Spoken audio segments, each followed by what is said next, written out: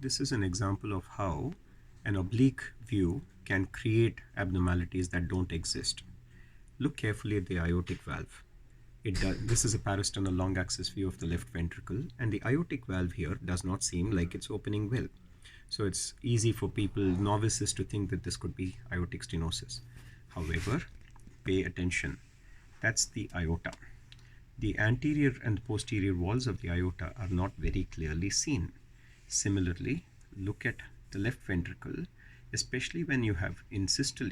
Look, it should be completely cylindrical and parallel to each other, and no part of the ventricular wall must be seen where my finger is present.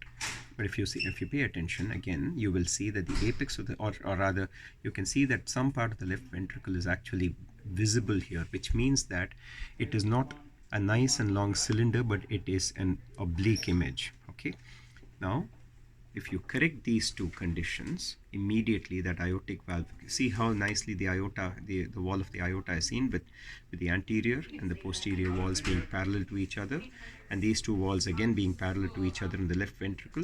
That means now that all of a sudden that aortic stenosis that was noticed before has gone, and this is now normal.